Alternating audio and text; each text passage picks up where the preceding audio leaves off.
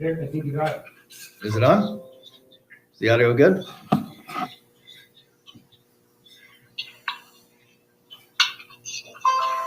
Everything good? Okay, perfect. Okay, listen, everyone, sorry, it's a brand new YouTube channel that we have for our show and a brand new program that we're using to live stream this. Also a brand new computer software.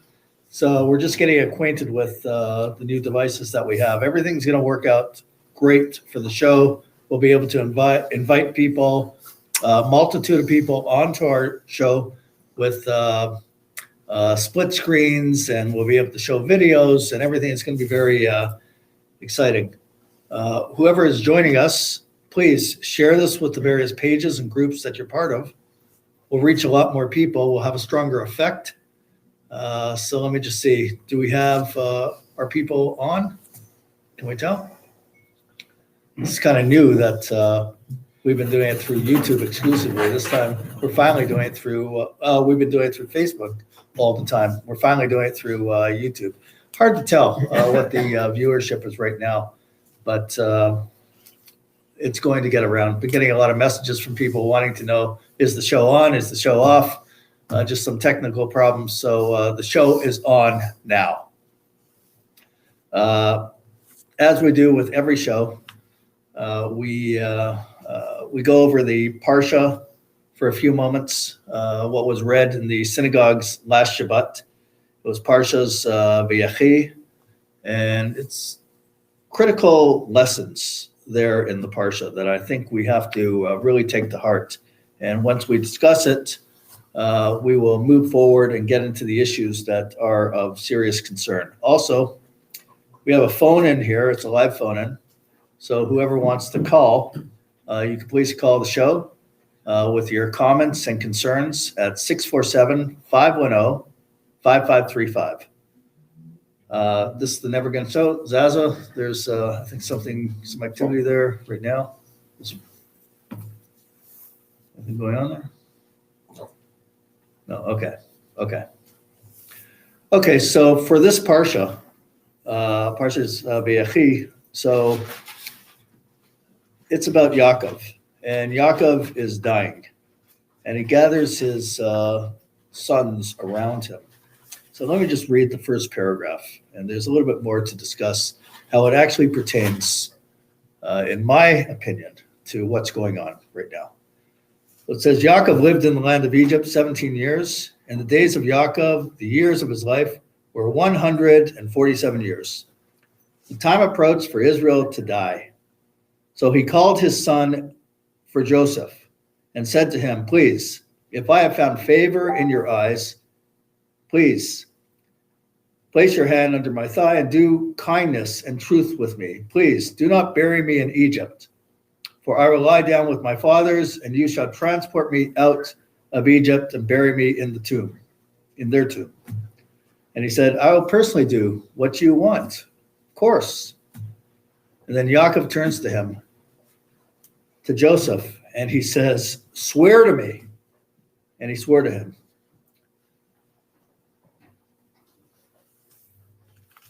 Further in the Parsha, just a few verses down, when all the sons come to the bedside of Yaakov, he's going to bless all his sons. And it also says he's going to reveal to them the end of days. And then it says, strangely, that he did not reveal the end of days to them. It escaped him. Some of the rabbis say that the Shekhinah, the divine spirit, left him at that point, so he forgot it. Now, let's understand something. What's going on here? What's going on here? And it should not be glossed over. The Jewish people were going through a severe famine. In fact, everywhere, they're going through a severe famine. And the Jewish people, under Jacob, they left Israel to go join Joseph in the land of Egypt to escape the famine, with the intention, the sole intention, that they're going to be returning to Israel. right after the famine, we're good to go. But what they did, they implanted themselves in Egypt. They got involved in Egypt fully. They acquired properties. It was as if they had no intention of going back to Israel.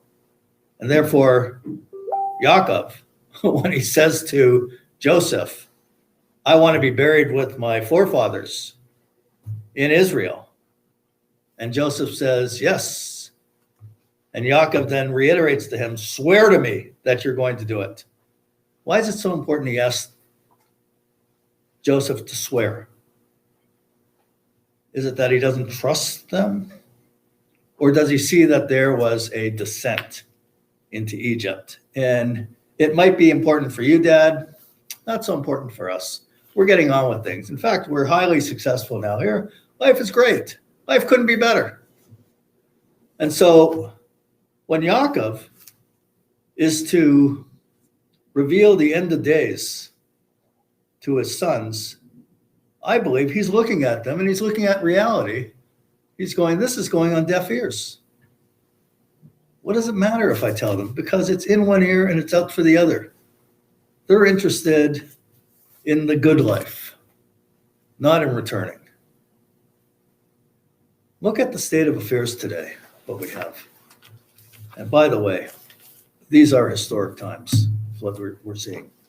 With what's going on in Washington today, the implications for the Jewish people. There was just a Senate race in Georgia.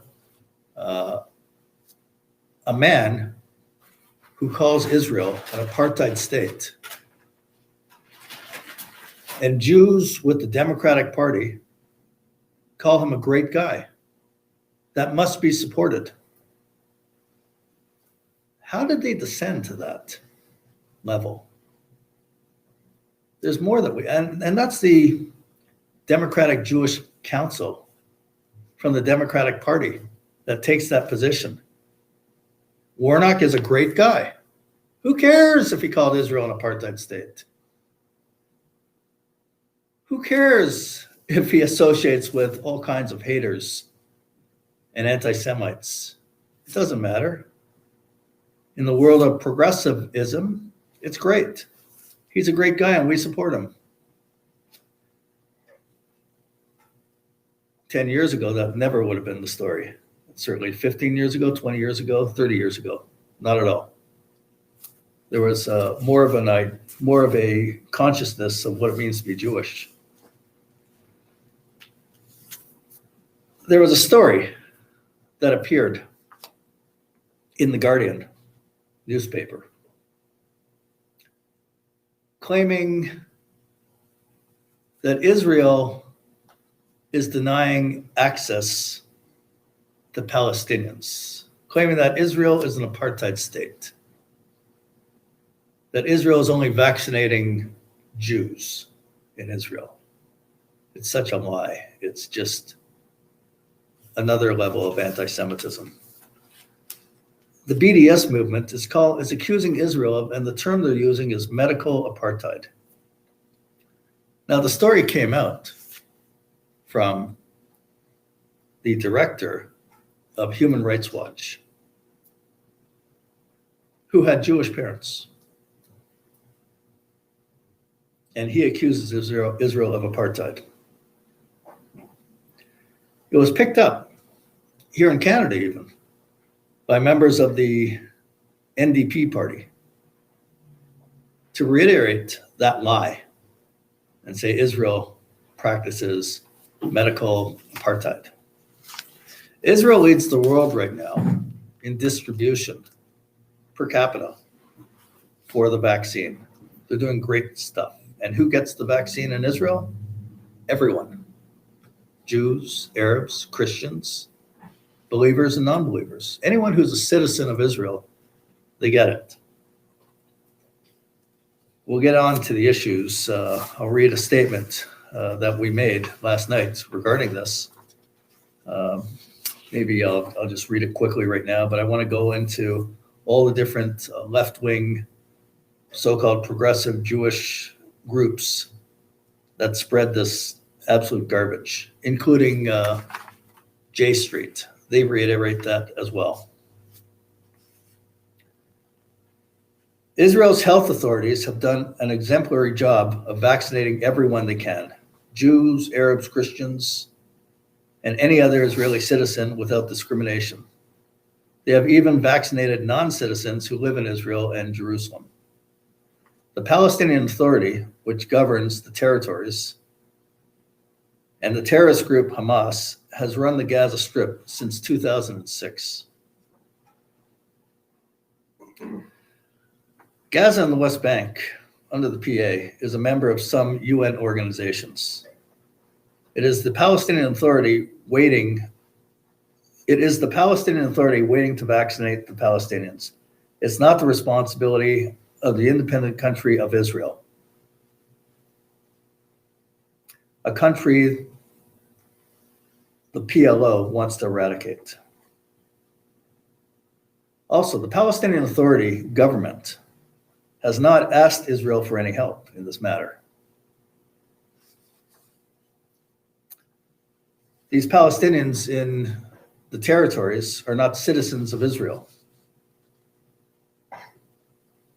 They're not members of Israel's healthcare system.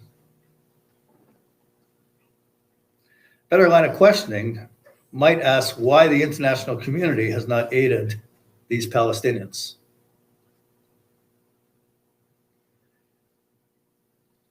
Now,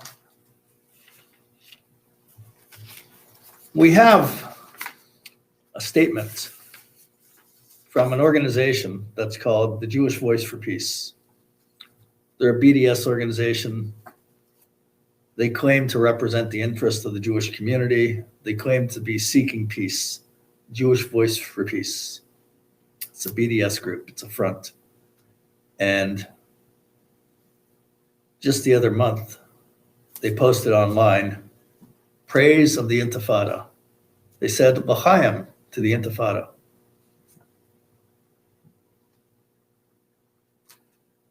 Jewish Voice for Peace made a statement on their Facebook page, fixed it for them.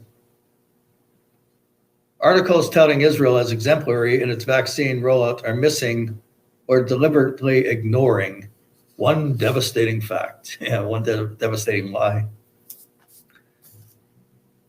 There was a headline in the New York Times that they're quoting from, how Israel became a world leader in vaccinating against COVID-19, but they X out vaccinating against COVID-19 and they put how Israel became a world leader in medical apartheid.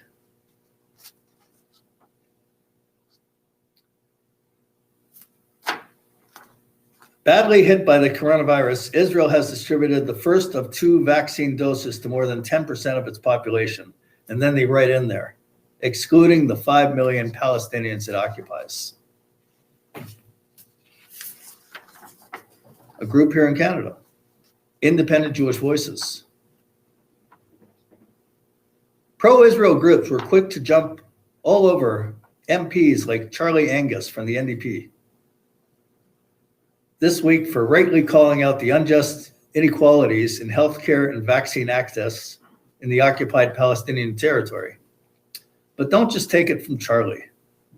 Listen to what the Palestinian frontline workers and medical experts like Dr. Mustafa Barghouti are saying.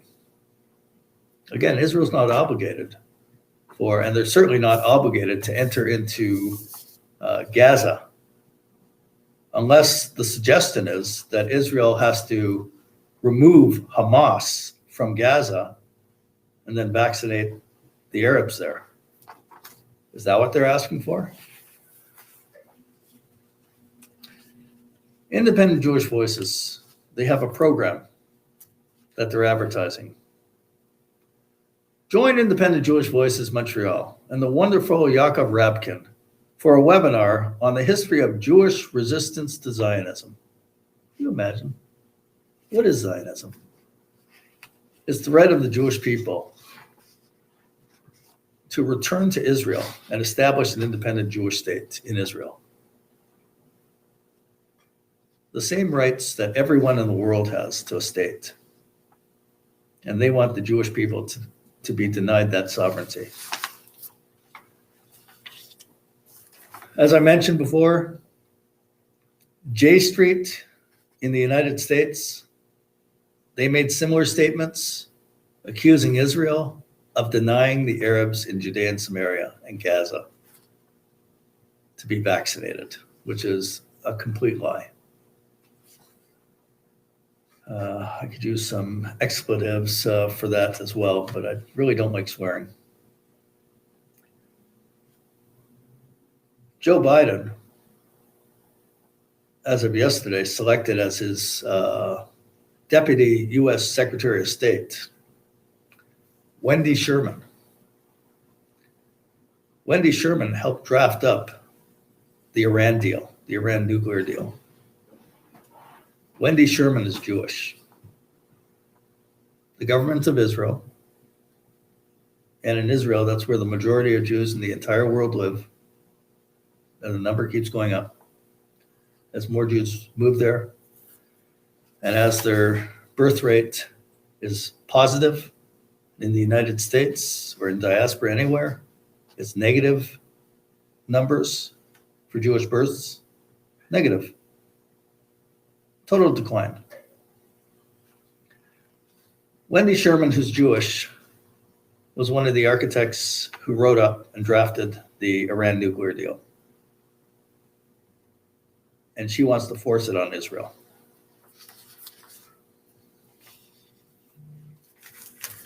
We have a lot of work to do. These are issues that we're going to be talking about tonight. And anyone who wants to call in, call the number 647-510-5535, and we'll discuss the issues. There's one other issue. Obviously, there's a lot to talk about with respect to what's going on in Washington, D.C. right now. With there's all kinds of protests going on against voting irregularities in the presidential election, whether Joe Biden is going to be fully sworn in or not. Donald Trump is definitely challenging that, and there was a little bit of violence in Washington today. Not exactly sure of all the facts right now, but one thing that's clear, that the violence that is taking place in Washington does not even come close to the left-wing Antifa violence or BLM violence that we saw, where there were lootings and riotings and burning down cities. As far as windows being smashed, just unbelievable. And it went on and on and on. And when this was going on, the media was calling this peaceful protests, and Democratic politicians were also referring to it as peaceful protests. So now the media and the Democratic politicians are calling what took place in Washington obscene, the worst form of violence ever in recorded American history, and that anyone who showed up at the rally is a group of terrorists and should be treated as such.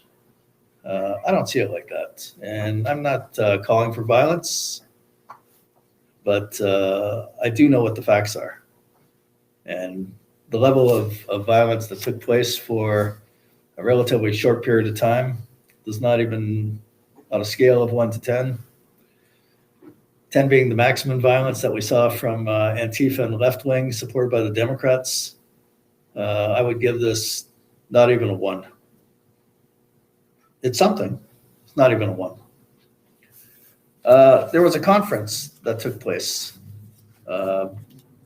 just before Christmas. It takes place every year. It's an Islamic conference called the Reviving the Islamic Spirit. A number of years ago, Prime Minister Justin Trudeau and other politicians have spoken there. There's been all kinds of Islamic speakers, representatives of Islam that have spoken there. I'm on record taking exception to certain speakers who they have invited. And I don't see, they may have taken heed of some of the people because we sent information on their backgrounds, and perhaps they knew about their backgrounds ahead of time. But one person that's calls for an intifada in North America. He used to be a featured speaker there. He didn't appear this year. That's him, Barzim. But aside from that, and we had some concerns about some other speakers that were coming in throughout the years. But aside from that, there was a bit of a controversy that happened within the Islamic community. That certain Islamic leaders were taking exception to this conference. That there was a speaker who was invited, and he's from the United Arab Emirates, an imam. And the criticism against the RAS conference was that the United Arab Emirates is making peace with Israel. And this particular imam, Islamic leader, has spoken out against the Muslim Brotherhood and has spoken out and has spoken favorably about the West and Israel. So you had a number of different Islamic leaders, personalities, and they even opened up a Facebook page to denounce the Reviving the Islamic Spirit conference. And eventually the organizers of the conference released a statement that this particular imam from the United Arab Emirates is not going to be appearing. They didn't give an explanation why, so we don't know. But that was what occurred. Now, here's the issue. I mean, there's a lot of issues there, but and thank you to these leaders that I certainly, and they're anti-Israel, these leaders, so I don't really have any time for them. But when their criticism is that this imam is taking issue with the Muslim Brotherhood, for instance, that's a concern. I mean, we also have problems with the Muslim Brotherhood. We don't want them gaining a foothold in Canada. And if you have people that are criticizing the conference, I think it's a good thing to have Muslim Brotherhood. That should be a concern for the Jewish community. Also, they said that this particular imam has been critical, and also the United Arab Emirates, I think they took a stand against Islamic Relief, as Israel has taken a stand against Islamic Relief. And we have certain leaders in the Jewish community that have met with leaders of Islamic Relief. And Islamic Relief is on record very bad policy against Israel. So I don't see how it's helpful to the Jewish community for any Jewish leaders to have anything to do with that particular Islamic organization, Islamic Relief, on that basis. But I would rather see the focus on leaders, Islamic leaders from United Arab Emirates, Bahrain, Morocco, these countries that are making peace with Israel, and this type of Islamic friends that we want to establish positive. So these Jewish leaders should be actually embracing what I just said. And if they're meeting with people that have to do with, for instance, Islamic Relief, it's not a good thing. It's not positive for the Jewish community. So we could discuss these issues.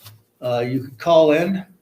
Please call in, and the number is 647-510-5535.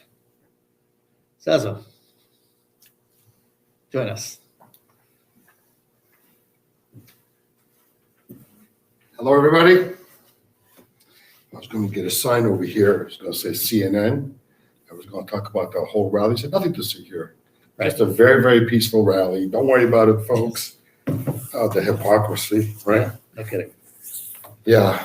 Well, listen, I'm married. I don't think it should just be just the Jewish community that should be concerned about the Muslim Brotherhood. I mean, if someone does a research on it, they're a scary bunch.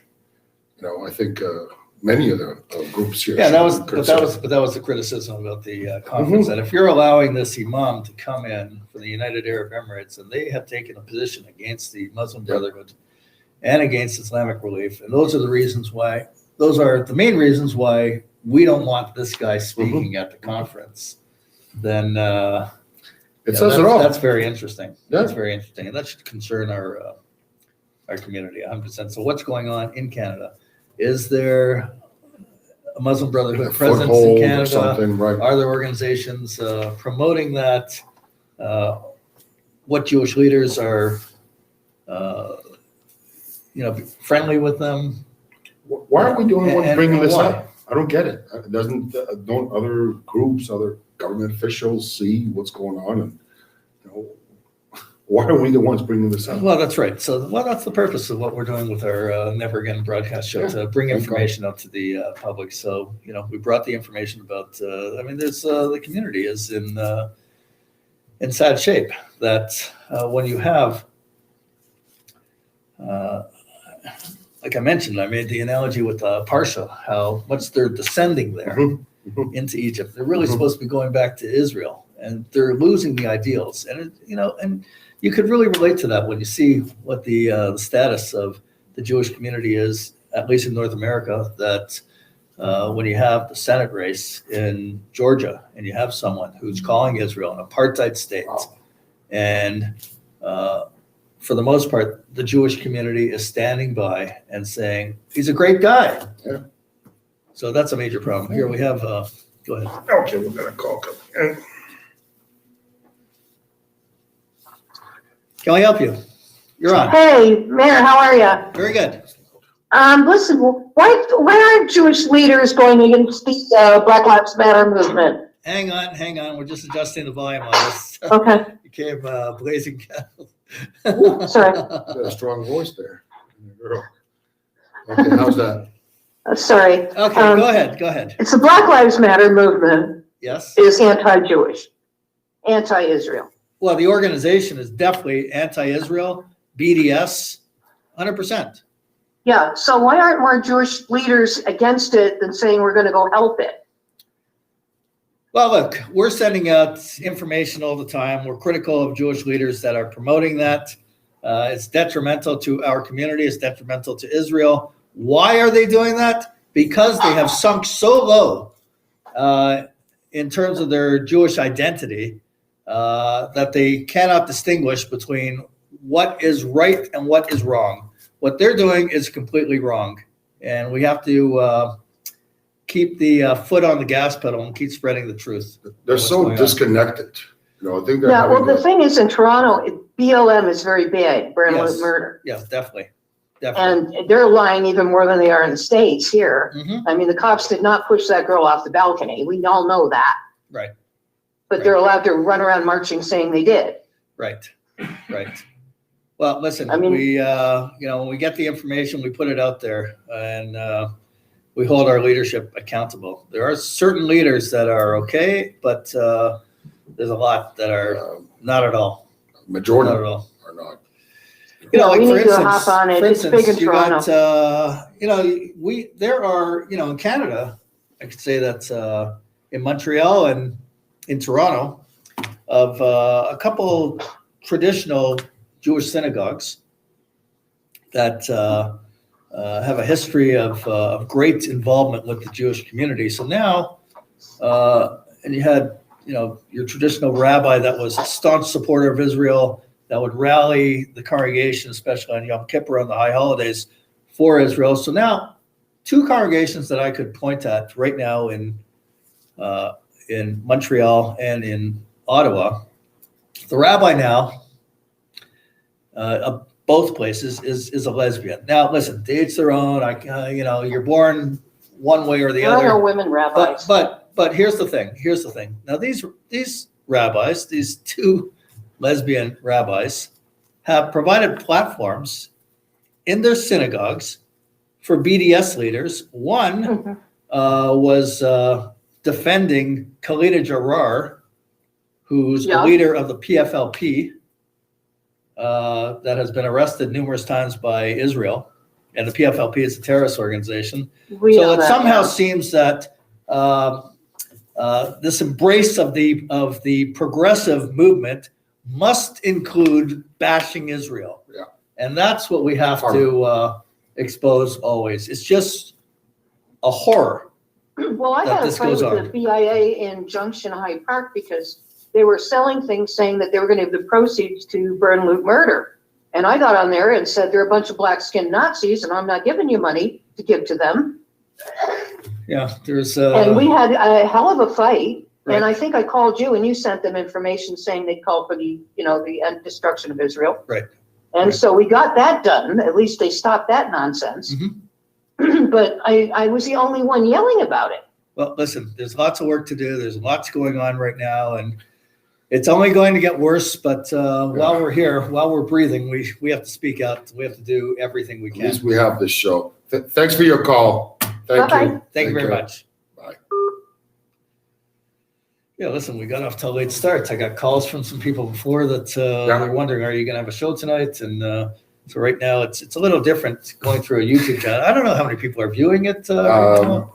It's hard to tell. I mean, this is a whole new, it's a whole new setup for us. We got some new equipment that we're just Okay. learning, and Yeah, obviously we're half an hour late into Yeah, it. And yeah. stuff. Sorry, folks. people didn't know if we're going to be on, period. Yeah, So, we're all that's getting good. messages and stuff, but yeah. So just to jump back on the whole vaccine in regards to Israel, Mayor, maybe you want to tell the audience who was the 1 millionth person to get the vaccine, and what did he say on live TV, by the way, about Okay. Netanyahu? Well, that was really something. You gotta So watch this. the 100th person in Israel, the 1 Million. millionth person in Israel, Israeli citizen, that received the vaccine, and it was publicized in the Israeli media and all that. And Netanyahu went there to be officially there for that, was an Israeli Arab. And all of a sudden, the media started, because the media does not like Benjamin Netanyahu, so they started saying they did some research on this Arab, and he served 20 years in jail for murders, and he's the worst. And you're inferring that he was a terrorist, and therefore Netanyahu, you're weak on everything, and you're just doing publicity stunts. And then it came out the truth of the matter. Truth of the matter that yes, in the early 90s, he was arrested for theft, and he paid his dues. And it was nothing like 20 years or anything like that. He paid his dues, and the media source had to apologize for falsely labeling him as a murderer and inferring that he was a terrorist. And this Arab person, he went public, and he said this is just a witch hunt against Netanyahu to slander him. And he said, and I want everyone to know I'm voting for him in the next That was election. beautiful. So That there was you beautiful. go. And Netanyahu didn't know who that was going to be, the 1 million person. It was random. It's random, right? Random. How do you know? Just let's celebrate. We're doing it as quickly as we can. We're getting it out there, and very nice that here you go, the vaccines. And this goes back to the BDS whole thing, that Israel is vaccinating everyone: Arabs, Christians, Jews, everyone in Israel. Even if you're there as a tourist guest in Israel, visiting, going to school from abroad, you're getting vaccinated, and this whole new dimension, medical apartheid.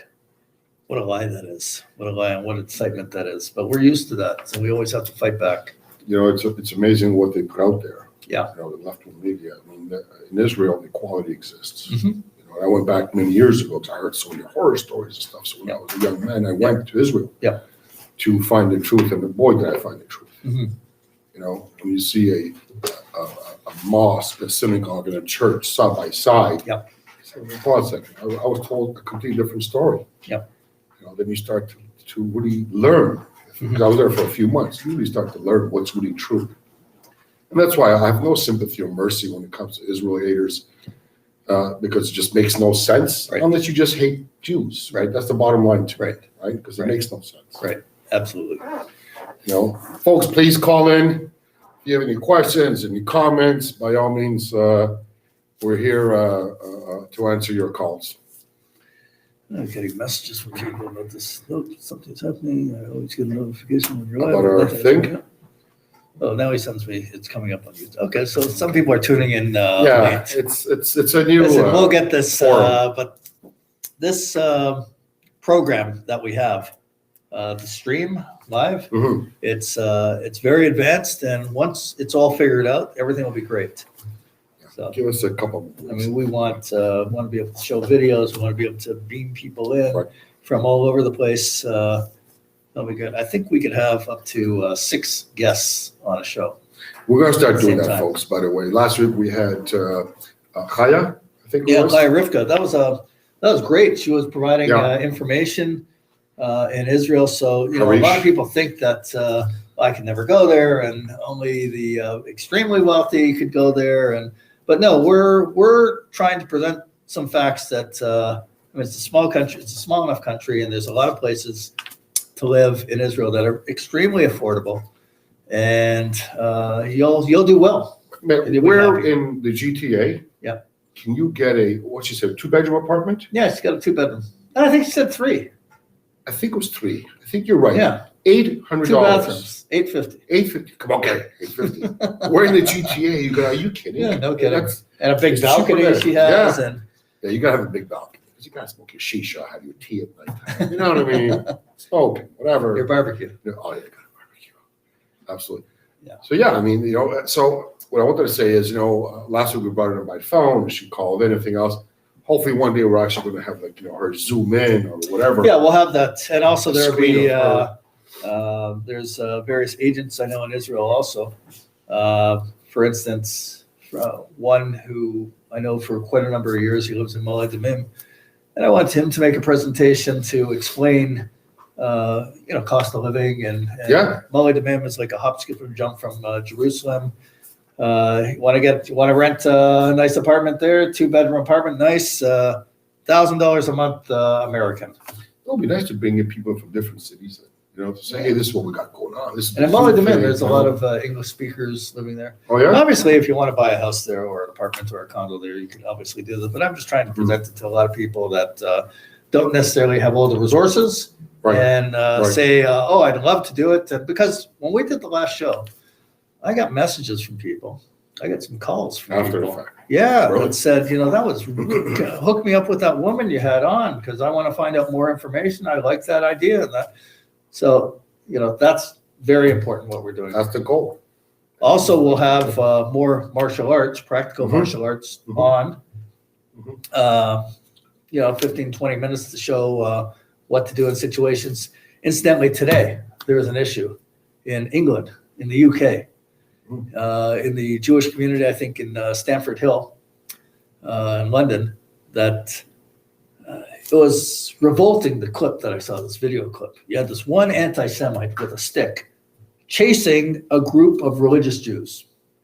Now, no one stood their ground and turned around and did what you had to do to this anti-Semite. One guy. Listen, when you see an anti-Semite coming at you, first off, if you're capable, great. Now, if you're with a group of people, don't run. Disarm the person, disarm the anti-Semite, use necessary force that you feel is necessary to restrain the person, the anti-Semite, and take him over to the nearest police station or hold him and call for the cops to come and do whatever it takes to hold him properly. That's what you do. You don't run from anti-Semites. They run from us. We need to get more people to come in to discuss martial arts. Yes. Because there's a lot of things are happening when you're being attacked. Mhm. Someone has a weapon. Someone's got like a bat or a stick or something. When you go block them, you're gonna break your arm. We want that. So you have to start to teach yourself. Like you look around. Oh, this mic is a weapon. I can block this. I can use it. Look around. See what you can use. Yes, absolutely. But that all comes from years and years of training and everything else, and that's what Jews need. That's what Jews need. 100%.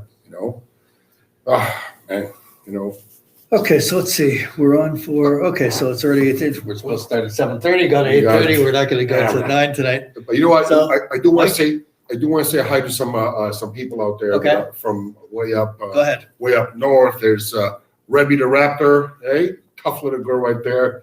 The Moroccan goddess. She made us. By the way, this woman made us banana cake again. Oh. I was gonna bring it up, but I got very selfish and greedy because it smelled so good. It's So, lovely. screw you guys. I'm gonna eat it all. Yeah. I mean, there's a whole bunch of people in Vancouver out there. The Moroccan goddess's grandkids and daughter, of course, everybody else. I want to thank everybody. Please share. Next week, we'll do a little better in regards to the technology we've got going on, and we'll have a lot more topics. Thank you very much. I'm Mayor Weinstein. I'm Zaza Billy. Shalom, shalom. And join us next week promptly.